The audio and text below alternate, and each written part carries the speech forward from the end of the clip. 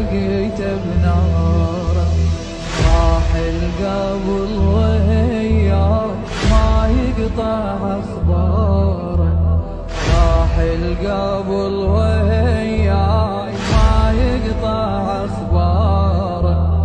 واصل هجر لي الحين تشويني نيران.